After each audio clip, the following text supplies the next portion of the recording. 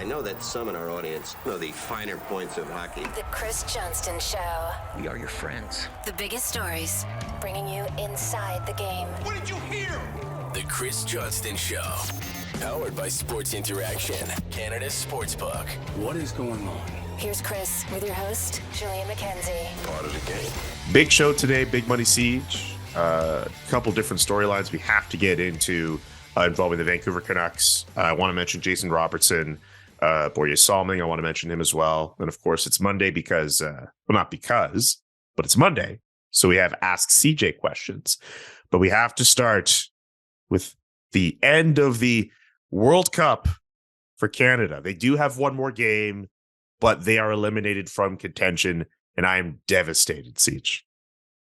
Yeah, I don't blame you. I mean, the truth is, when we all saw this group and going in, like, I think, you want to hope, and you just hope they could have squeezed out some points and found a way to get to the next round. But I wasn't expecting it to happen. It's just in the Belgium game, they played so well and then scored, 2 minutes into the game against Croatia. And you start to think like, oh, maybe there's some sort of dream finish coming here. But the next 89 minutes of that game were pretty sobering reality of, how far Canada has to go as a soccer nation, or just how much class Croatia has as a team.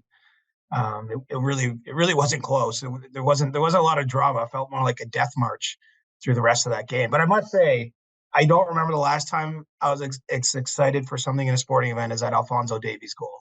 Like just to have it, it's like a strike of lightning, like that quick in the game. Beautiful goal, nice finish, and obviously a long time coming. So I mean, look, I think there's a lot of good things that we'll remember out of this, and there's still a chance to ruin the tournament for Morocco, which you start looking for secondary things, right? Because the game matters to Morocco. So I think I would argue if Canada finds a way to get a result there, that's still worth it because you're playing a motivated opponent, even if you don't have the same motivation yourself. So this is still a positive step, big picture, but man, it's over before it began.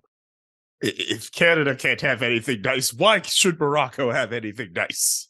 Right. But they're not getting into that war. None of this F this country, F that country stuff. No. Absolutely I'm not. just saying that there's stakes on the game for Morocco because the group is still to be decided. So I think it's not just an asterisk win if you get a win there. Like, obviously it doesn't change the campaign for Canada, but I think it might change the feeling of the tournament in general. Just playing well and losing to Belgium, not having their best game against Croatia, and maybe getting a victory. I think that there's something that can be drawn for that. Not to mention, there's some pride in coming back and playing when you've officially been eliminated. I'm sure that's not easy to do. I mean, look, you're saying you're disappointed. I mean, imagine how the players feel after all the run up to this and to be out after 2 games. 100%. And look, if they beat Morocco or if they get a result against Morocco, it's still an improvement on 1986, where they did not get a win, they did not get a point, they did not score a goal. They already have a goal, and they look competitive against one of the best sides in Belgium. So this is already an improvement on what they did in 1986. I mean, did the head coach in 1986 even trash talk the opposing team before the game like John Herdman did with Croatia? I mean, I don't even know if we have that. Oh, no. I mean, come on. This was such an awesome – because remember, the World Cup it's the tournament, but it's also the year and a half of quality. Like, this was such a fun ride. And I think you can already be excited. I mean, Canada's going to host some of the games in 2026. It's going to be here in North America. I'm sure the focus on it will be even greater because of that.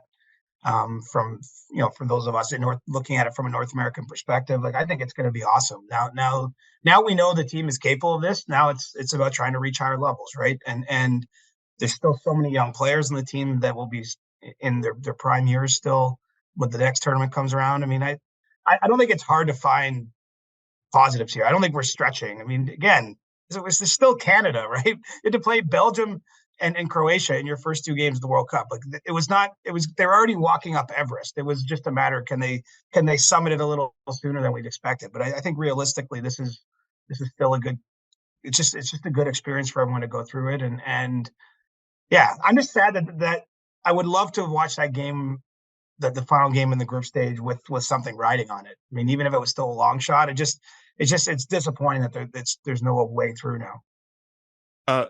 Last thing before we bring on David Bastow for Sports Interaction. Which Canadian men's player to this point has impressed you the most? I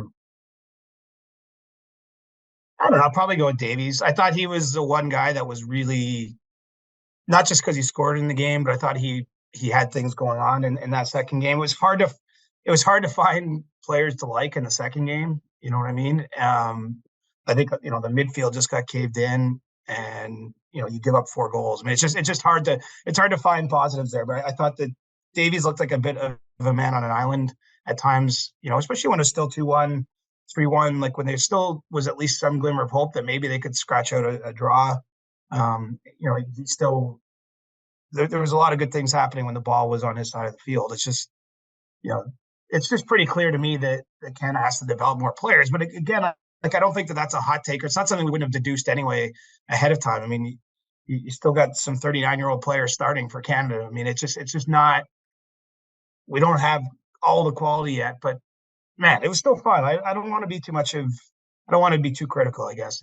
No, I think just getting there matters. Honestly, like it does count for something, and the way they played, that's why this third game can really be sort of interesting, because again, we all know it doesn't really matter, but if they finish strong, if they get a win, I think people will view this as a positive. I mean, Canadian soccer fans. I humbly agree with you. And this concludes the CJ football corner for the World Cup, at least.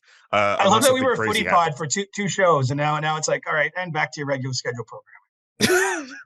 We have to give the people what they want. Hopefully the people at least enjoyed some of the soccer content we were able to provide on the CJ show.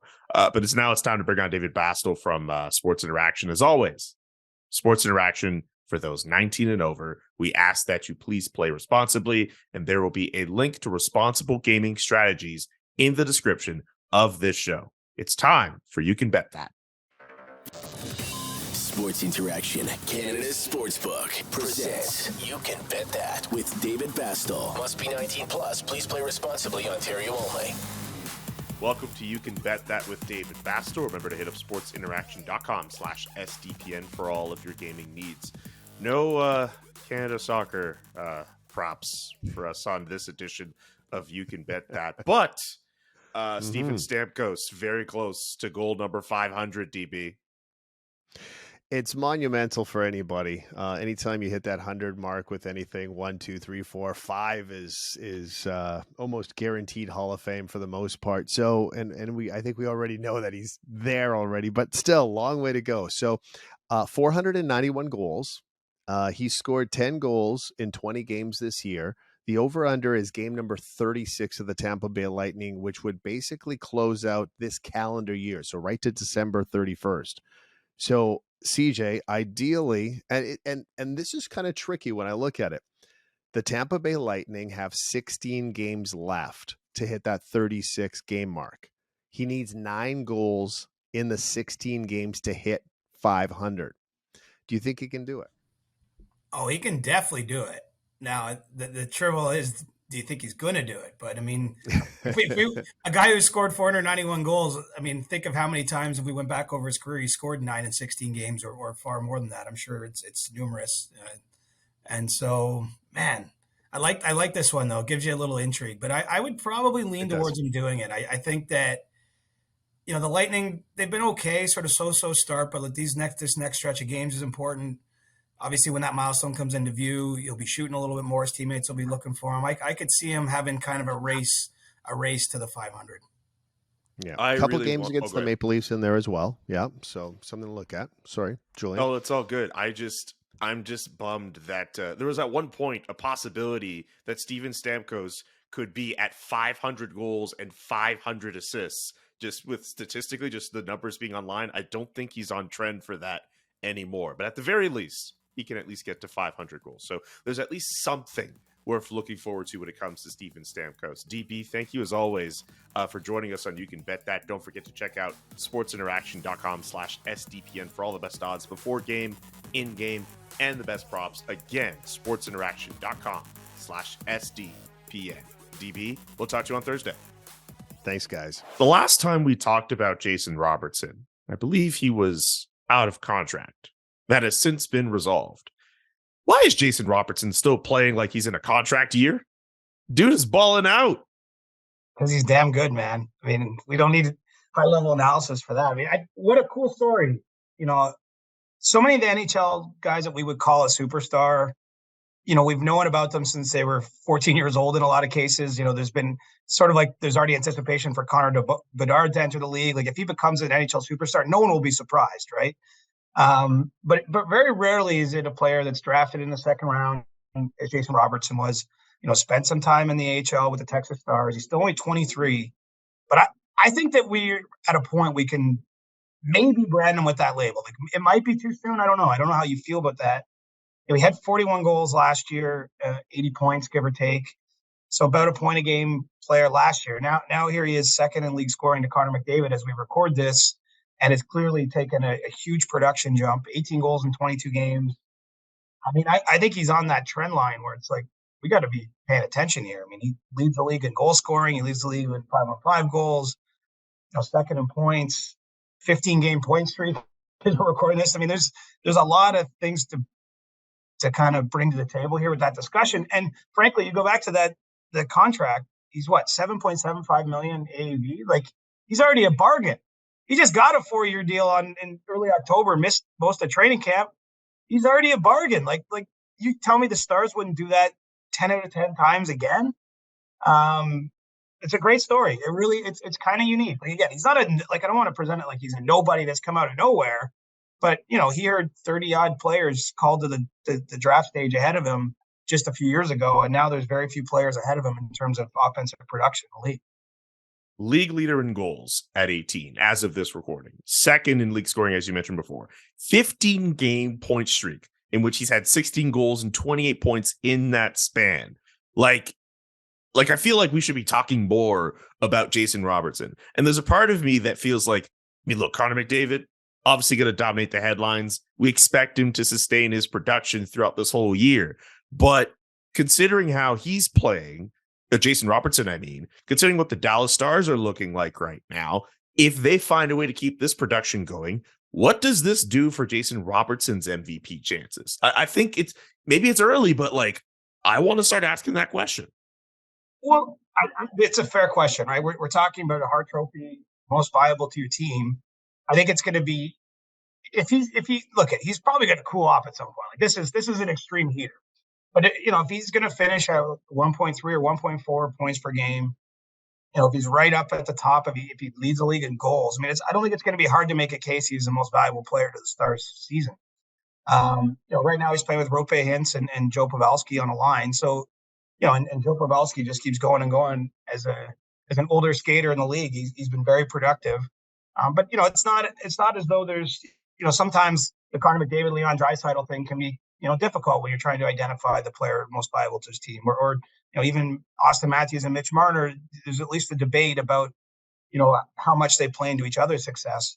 You know, Jason Robertson's not surrounded by nobodies, but I think that he's popping a little more than you would expect. You know, what else is interesting about him to me, Julian? He only plays 17 and a half minutes a night right now. Like he literally plays 5 minutes less per game than Connor McDavid, which, I mean, I guess there's two ways to look at that. You can look at that like he's not relied upon as much by his coach as Connor McDavid is. So maybe you could view it as a strike, or you could view it as a positive, or even just be saying, hey, Peter DeVore, is it time to be playing this guy a little bit more? You know, it's a great story for the league, and it's cool for him. And I'm still just blown away that he had to sit out training camp, and he's just picked up like he didn't miss a day. You know, that often goes the other way, right? And you know, he literally didn't have a training camp, and right really from the start of the year, he's been one of the big drivers for the Stars. Could you argue that Jason Robertson might be a little bit more efficient, considering that even if he is playing fewer minutes, he's still producing the way that he's producing? Yeah, it's funny. So I was looking up on Natural Stat Trick about him. You know, his points per 60 at 5-on-5 is basically at the top in the league, but actually Sidney Crosby is slightly ahead of him. But you know, just in terms of even strength points for the minutes he plays, he's one of the most efficient producers in the league. And again, even when you're in the same conversation as Sidney Crosby, Connor McDavid, I mean, he's keeping company with players that that frankly he was never supposed to be as good as. And so, I mean, I think full credit to him. I had a good chat with him earlier in the year, actually. He was telling me like the hardest part, and I'm sure he's not alone with this of his draft day was, he had to come the Friday, and then I think he went with the 39th pick, I want to say, but he had to sit through the whole Friday night and didn't get picked, and then, put the suit back on Saturday morning and come back, and he was picked really quickly by Dallas, but he just, it was a long wait to get picked. And he didn't have any, he thought that the teams didn't necessarily miss anything about him, but he was mentioning in Kingston, where he played the Ontario Hockey League, the year after his draft year, he got more of an opportunity to play in the top six and made the most of it. Credited the Stars for giving him top 6 minutes in the AHL. And I think sometimes for offensive players, it is opportunity. Someone like him probably isn't going to, it might give you as much on a fourth line, right? You might take a while to see the skill that's there, but man, he's having a great year. And you're right. I think that he's starting to get some of that national love. I know he's got tons of love in Dallas and lots of fans down there, but I think that the rest of the league is waking up to him too. Yep. Any other general thoughts on the Dallas Stars and how they played? I know we kind of already went through contenders and pretenders last week. I like what I see there. I mean, they're starting to score more. We'll see. Like they've had some ups and downs, like a lot of teams. But I really like the mix of the team. Pretty solid blue line. Jake Ottinger looks like a goaltender of maybe the future, but also the moment. And then they're getting scoring. So I don't see any reason why they can't put it together and have a big run. But I think that they're probably looking for another forward at some point in time to round out their group as we get towards the trade deadline. But I think they're positioned well to take a step, and the coaching change there has probably paid off for them, because it was a lot of years. It's funny because Rick Bowness is getting results in Winnipeg. It sort of reminds me, like Bruce Cassidy leaves the Bruins. The Bruins have been awesome, but he's had tons of success in Vegas. Rick Bowness leaves Dallas. I think Winnipeg's better off for having Bowness, but I think Dallas has probably benefited from a change in system too, because Rick Bowness, didn't allow a lot of offensive creativity, we'll call it. And so, I think that team is hanging around right there. They're in the second tier. I don't put them as a top tier contender, but if things go right and they come together, I mean, why not? All right. Let's get to two other quick notes before we get to Ask CJ here. First off, in Vancouver, there's a bit of a weird story developing with a former video coach staffer, Rachel Doerrie, that kind of broke out on the internet yesterday. I was actually on a plane on the way home and the news was kind of breaking. If you can, just because this is a bit of a story that's kind of rumbled under the surface, I think it's the first time we're kind of discussing it. Is it possible we could just kind of lay out the facts of what we know so far of why there seems to be a discord between her and the Vancouver Canucks? Sure. So Rachel was hired by the Canucks back in the spring. Over the summertime, she was promoted to a job where she was supposed to help assist the coaching staff. And ultimately, she was let go by the team in late September without cause, meaning that they would have to pay her out whatever the severance was called for in her contract. But, a pretty abrupt dismissal of someone who was brought in with some celebration too, right? I mean, this was part of a wave of hiring of females by the Canucks, and something that Jim Rutherford and others in the organization talked about, wanting to diversify the organization. And, what's happened now is Rachel has come forward with a human rights complaint against the Canucks, alleging some mistreatment from her boss, who was the assistant general manager, Emily Castonguay. And, is disclosed, I think what stood out to me in reading the details of her complaint is she's had a very difficult time with this. She's details quite openly and honestly some of the mental health challenges and even some of the physical challenges that she faces, and how this was not a positive situation for her. And so, we'll have to see where it goes next from here. I mean, what's true is that she no longer works for the Canucks, will not work for the Canucks, but she's brought forward some complaints here that, ultimately a human rights tribunal potentially, I guess, will hear and rule on. I mean, I suppose there's always a chance for some other kind of settlement that happens ahead of time. But, Rachel's done it very publicly too. She's got a big following. I know her. I'm sure you know her. I've spent time with Rachel over the years. And so, in reading it, I just feel bad for her. I mean, it just sounds like a really difficult situation.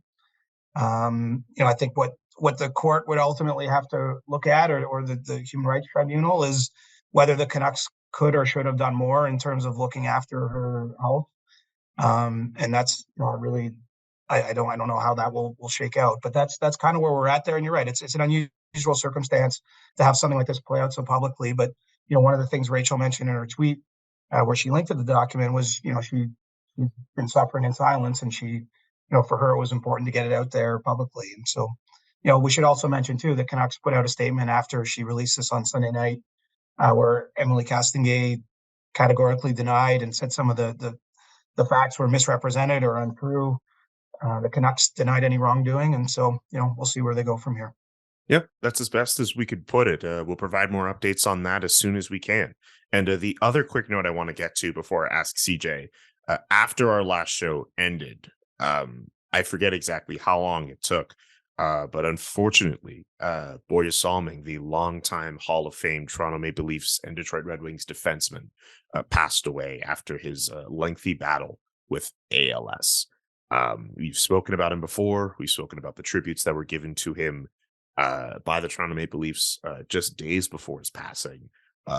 I know, even as someone who's not even a Leafs fan, or someone who, and I know we both weren't necessarily watching in his prime years, but definitely just hearing and knowing a little bit more about the story with Borje Salming, definitely someone who touched a lot of people, and just felt it was important to acknowledge the fact that he has unfortunately passed away. Yeah, and I think this was a stunner, even though, of course, we knew he was in a difficult battle and that his health had declined pretty quickly. He'd lost the ability to speak, but it's not even 2 weeks since he was honored in those 2 games in Toronto. He made an appearance at a big hockey gala in Stockholm a week after that, and then to find out he died was really stunning, honestly.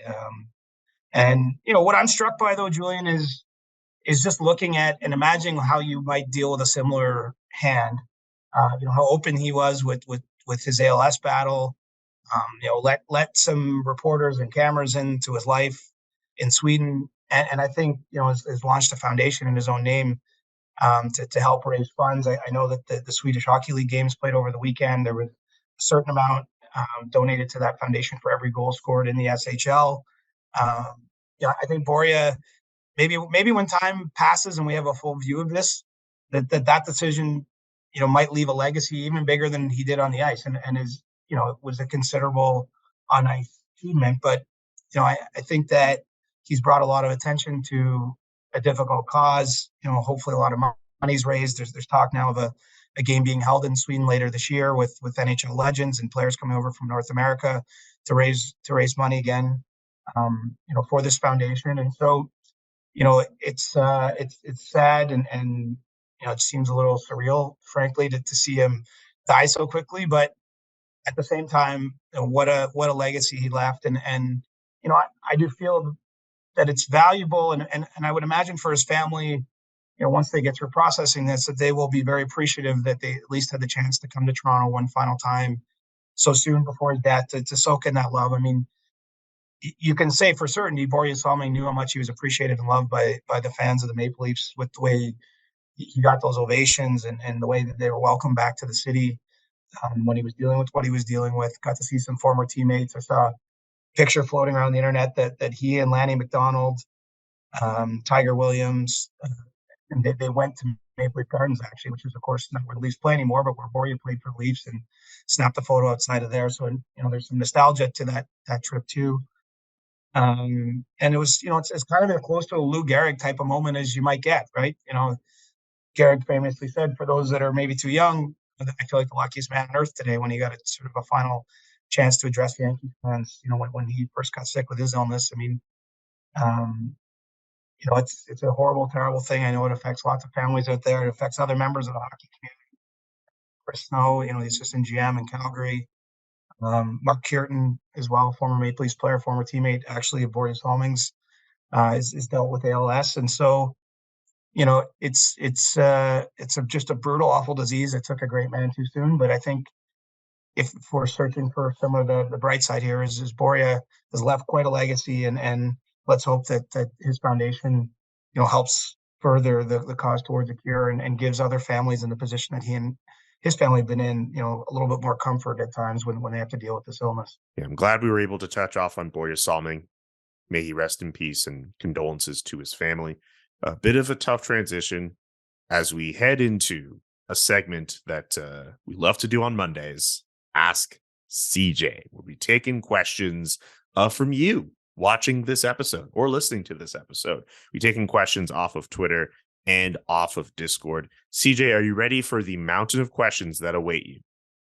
Absolutely. Goofier the better. Let's start off with a goofy question from Giant Pie 12 on Discord. What two ice cream flavors work best together? Ooh. Well, I think it's got to be simple ones, right? So It could be. I'll go vanilla and strawberry. That is pretty basic. I wonder if they were looking for like something a little bit more, I don't know. But vanilla strawberry, obviously. I mean, vanilla with almost anything works because like that could just work as a base. Right. I was just thinking when I was a kid, and sometimes we get that Neapolitan ice cream, I would usually avoid the chocolate third. So like I preferred the vanilla and strawberry of that mix. So that's literally how my brain got to that answer. I normally eat the strawberry and leave everything else from the Neapolitan. Right. So vanilla strawberry, final answer. Okay, lock it in. Vanilla strawberry, final answer for CJ. What's your favorite game show? Speaking of final answer. Oh, I used to love Who Wants to Be a Millionaire back in the day. Really? Like when it was new, Jeopardy! Jeopardy's a classic that like it's hard to mess with Jeopardy. I liked Where in the World is Carmen Sandiego when I was a kid. That's a game show? I thought it was just like a computer game. There was like kind of a game show version of it. Really? I'm throwing way back, bud. Yo, I had no idea. I thought that was just like some. I had no idea that okay, I have to look this up after we do. Grew up in Ontario. Kid Street was a pretty good game show when I was a kid. Wow, never heard of that. That's a really specific niche audience. Like 5% of our listeners are going to know exactly what I'm talking about, and the other 95% are clicking forward right now. Okay, at least I'm willing to bet 50% of the audience remembers the show Uh-Oh on YTV with all the slime. You might not remember. That might be too old for you. See? Might be too young. The stuff's all generational. Like there's a really small window of your life where you're watching kid themed game shows, right? And That's it's true. usually when you're a kid. So was probably when I was less of a kid than you were. Yeah. Well, I will say this before we move on to the next question. My dream is to be on an episode of The Price is Right. That is my dream. My hope is one day I get to be on that show. Maybe one day. Who knows? Okay. From Basher on Discord. Do you know if teams can get fined for fans throwing things onto the ice? The short answer is I don't think there's like a direct policy in place, but there is some precedent here. Remember there was a time when the Florida Panthers threw all the plastic rats on the ice to fans after goals, and eventually the league threatened to penalize Panthers players if the fans kept doing that. So I realize that's not quite the same thing as a fine. But I suppose, and I'm guessing this is in reference to the incident at the Prudential Center with the Leafs and Devils last week. I suppose if this continued to be an issue at the Prudential Center with Devils fans, the league might come in and try to impose some sanctions. Let's just hope it doesn't come to that. I know we scolded everyone in the last episode. I don't need to do another round of it, but yeah, there's not really a policy in place, but if it became a persistent problem, I think the league would ramp up the penalties to try to basically to do anything to have people be not throwing things on the ice. So yeah, that's the easy answer. But I mean, I know the league was happy with the way the security people handled it in New Jersey at the time. Like there's only so much you can do, right? There's 18,000 people in the building. There's not that many security guards. If you want to throw a beer on the ice, odds are you can do it. You're going to get removed. You're probably going to get banned from the stadium if they identify you. But you can, I think there's only so much that can be done if that many people want to get unruly. Exactly. We're back to the silly questions from a Florida man, Matt Maroon on Discord. I want to know if you're going to answer this question or how you're going to answer this one. Who could chug more beers, Pierre LeBrun or CJ? CJ. Okay. Yeah, Here we and go. I'll tell you why, because Pierre's way too classy to ever do something like that. Wait a minute. Wait a damn minute. Don't downplay your own classiness. I'm younger and more prone to maybe getting drawn into doing something like that. Oh, Pierre's very wow. dignified. He's not like a party animal or anything. So. Okay, fine. So you're saying it's Pierre's not got a like fair 3 fight. kids and lots of jobs.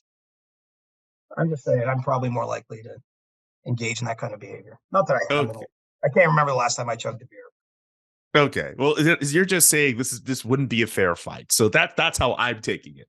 Yeah, I'm just next saying only one of those 2 people would actually participate, so I'm going to win by default. Okay. That's fair. From Sully14 on Discord, a hockey question. Not sure how it would work contract-wise, but with injuries on the Leafs blue line, is it time to sign call-up Topi Niemelä? No, is the easy answer. He's still a prospect developing. The Leafs, I think, still have reasonably high hopes for him. I haven't heard too much about him, if I'm being honest, this season and his development and where that's gone. But I think that it's fair at this point that they have.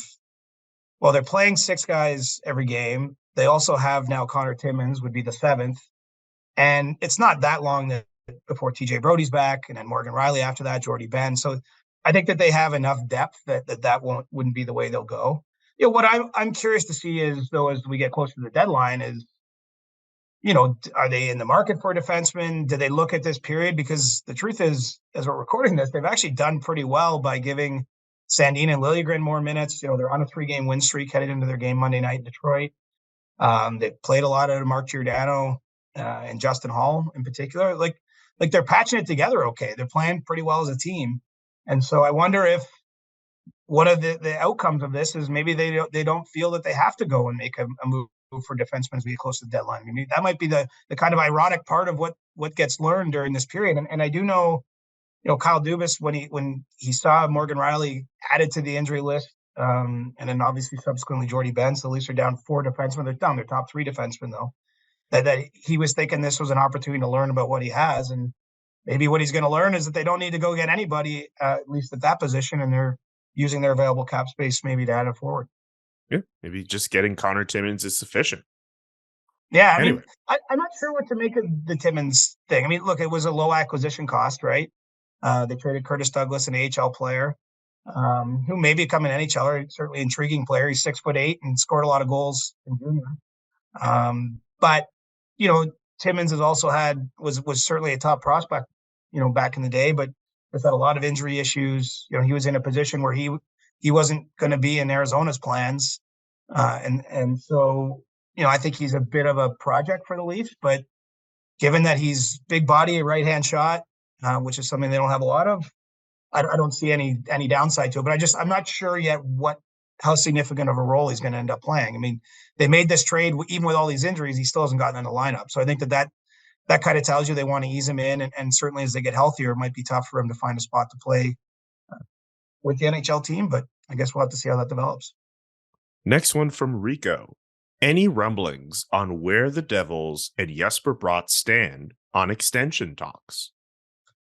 Nothing too specific. I don't think that at this point, though, I mean, it's something that's necessarily going to get done during the season. He's a restricted free agent, so the Devils will still own his rights, and he's having a great year. So why mess the apple cart up at this point? And I know it took them a while to get the last deal done with him, and so pretty confident saying the man's going to get paid pretty well on his next deal. I got no reason to believe it won't be in New Jersey, but I don't think that that's the kind of contract that's going to come down during the season. But we'll have to see how that plays out. Maybe the Devils are going to seek that certainty at some point in time, but I don't see any reason to have to rush through this. And especially if you're Jesper Bratt and you're playing well and you're producing points, I mean, why not wait and see, exactly what total you get to this year, because that will impact what you can do next summer when you become a restricted free agent. From Simon Cooper, what are the best rivalries in the Western Conference, Eastern Conference, and Interconference? Oh, Man, that's tough. I mean, Rangers Islanders jumps out to me. Bruins Canadians is always a traditional rivalry and bolstered by a lot of playoff series over the years. Pittsburgh Washington's a pretty good rivalry with Crosby and Ovechkin. And again, I think that the key ingredient is lots of playoff series over the years. Western Conference. I mean, there seemed to be some legitimate bad blood between the Sharks and Golden Knights at a certain point. But I don't know if that's there. And obviously the Sharks aren't really in the contending mode anymore. So that might have fallen off. I mean, we had a Battle of Alberta last year. Calgary Edmonton's pretty spicy. I know both teams are maybe playing a little below where they'd expect to be at this point in November, but there's a chance we'll see them in the playoffs again, and that'll get going. I don't know about interconference. Is there anything that jumps to mind for you? I feel like the rivalries are either geographic based or they're based on recent sort of reasons for bad blood or for animosity. There's a time Chicago and LA, they played a couple Titanic series. They're two of the best teams in the West. Like, that was a great rivalry, but I'm not sure I would consider it a rivalry today because both organizations are a long way from that point. Colorado Detroit is the first thing that stands out to me, but it's nowhere near the rivalry it was in the 90s and the 2000s. Nowhere near. And in the 90s and the 2000s, Detroit was in the Western Conference, so it wasn't an it didn't start off as an interconference rivalry, right? Yeah. It's a good question, though. But I think hockey's a sport that's kind of built on rivalries to some degree, and that's. I don't like this playoff format. I've said it in the past. I don't need to hammer on it again here, but the one argument that I can't really counter is that it does set up where you're going to get more rivalry type series, certainly geographically, with the way they've gone strictly to the divisional playoff format. I'm just not sure it's the most fair way to do it because sometimes we're having the first overall play the fifth overall team in round one. It just doesn't make a whole lot of sense. Last one for you from Farrell Yuppie. Anaheim just won their first game in regulation. I think this happened last week. Did you expect them to be this bad?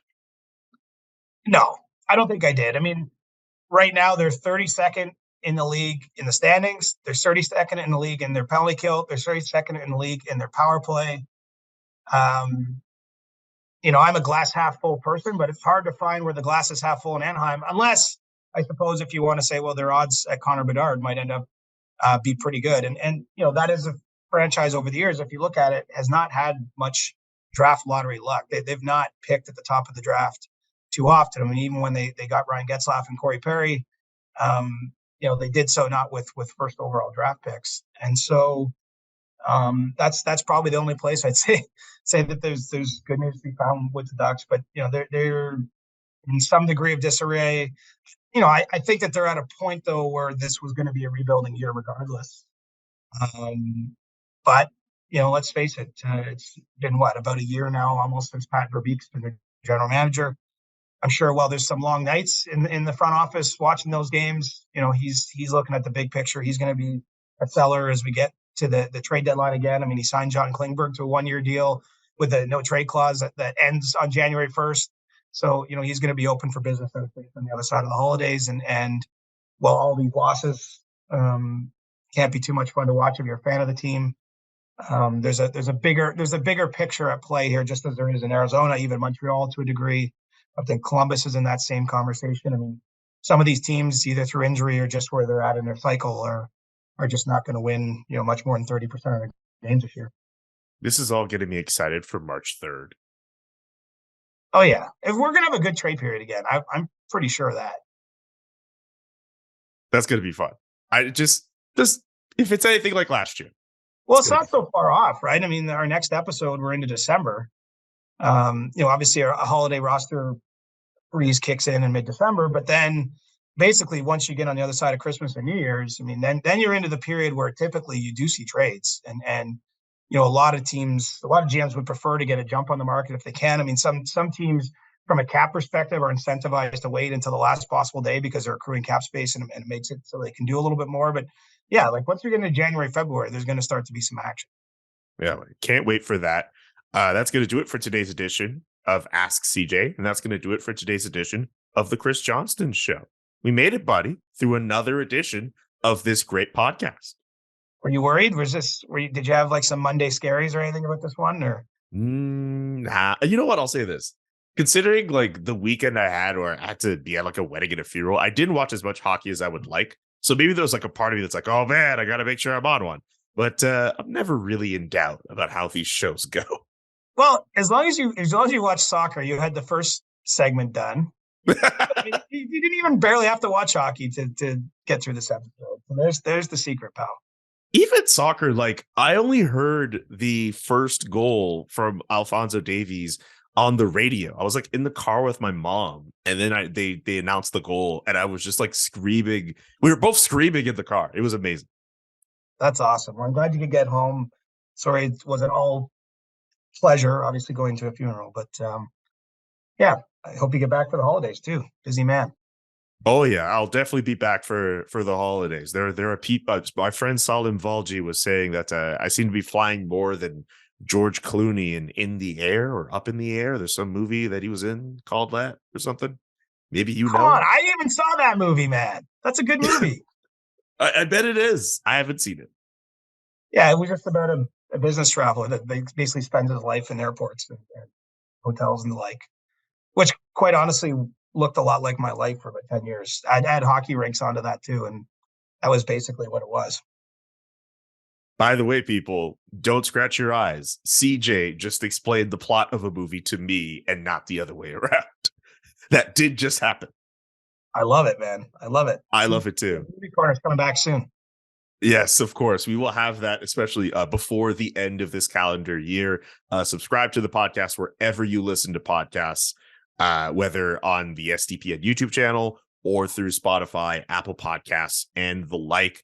Join the Discord, buy stuff from the SDPN store, and we'll be back on Thursday with a brand new episode. Shout out to CJ, who is now holding up his SDPN gray sweater, which I was about to say looks really good on you. The whole ensemble you got right now with the hat, the bear hat, of course, and the sweater, great. Thanks, bud. Have a great week. You too. For CJ, I'm Julian saying so long. Peace. The Chris Johnston Show. Powered by Sports Interaction, Canada's sportsbook. Inside the game, twice a week. Follow Chris on Twitter @ReporterChris. And follow Julian McKenzie @JK McKenzie. The Chris Johnston Show.